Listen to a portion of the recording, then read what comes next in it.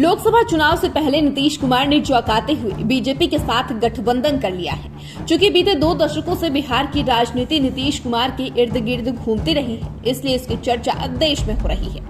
इसकी वजह यह भी है कि जब नीतीश कुमार इंडिया गठबंधन का हिस्सा थे तो कहा जा रहा था कि इस बार एनडीए को विपक्ष से कड़ी चुनौती मिलेगी, लेकिन इनके फिर से इंडिया में आने से बिहार का सियासी समीकरण कितना बदला है और इससे बीजेपी को कितना फायदा होगा, यह चर्चा का विषय बना हुआ है। आइए इस वीडियो में इसी मुद्दे पर एक रिपोर्ट देखते हैं। आपको बता दें कि नीतीश कुमार का फिर से बीजेपी से गठबंधन करना देश में सुर्खियों में है। एक तरफ जहां इंडिया गठबंधन के नेता इसको लेकर हमला बोल रही हैं, तो एनडीए के कई घटक दल इससे गदगद हैं। इसकी वजह यह है कि नीतीश कुमार के सियासी पाला बदलने से न सिर्फ बिहार की सत्ता का समीकरण बदला, बल्कि लोकसभा चुनाव का भी समीकरण बदलता नजर आ रहा है।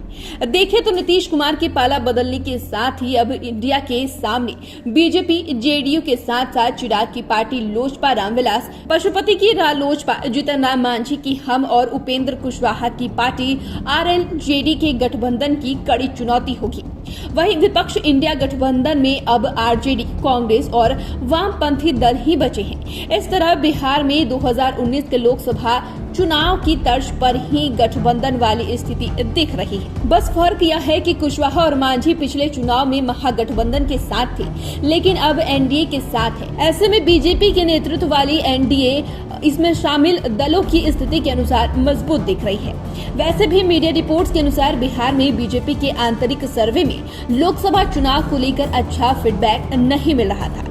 खासकर पार्टी जिस तरह से सभी 40 सीटों को जीतने का संकल्प लिए हुए है, कहीं न कहीं नीतीश कुमार के बिना बीजेपी के लिए यह पूरा होना या इसके आसपास आना मुश्किल दिख रहा था। इसलिए नीतीश कुमार को अपने पाले में करने से बीजेपी को बड़ा फायदा होता दिख रहा है। इसकी एक वजह यह भी है कि अब जेडीयू और बीजेपी के कोर वोटर फिर से एनडीए को मजबूत करते नजर आ सकते हैं। जाहिर सी बात है कि लोकसभा चुनाव हो या फिर बिहार विधानसभा चुनाव, दोनों में ही बीजेपी और जेडीयू की जोड़ी आरजेडी और कांग्रेस पर भारी पड़ती रही है।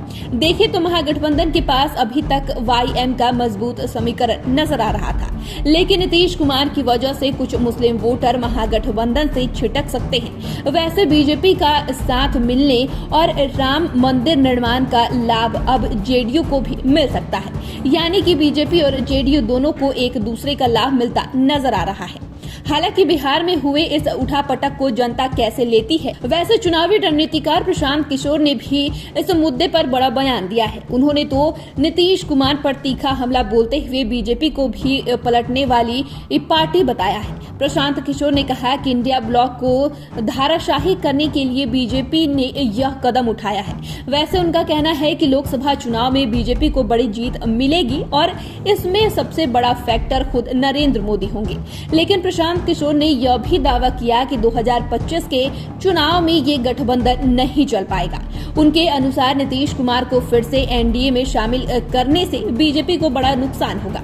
प्रशांत किशोर ने कहा कि अगर बीजेपी अकेले लड़ती तो वो जीतने की स्थिति में रहती, यानी कि प्रशांत किशोर की माने तो जेडीयू और बीजेपी का मेल लोकसभा चुनाव में असर दिखाएगा, पर इससे विधानसभा चुनाव में फर्क नहीं पड़ रहा। इसके उल्टा उन्होंने तो बता दिया कि इससे बीजेपी को नुकसान होगा।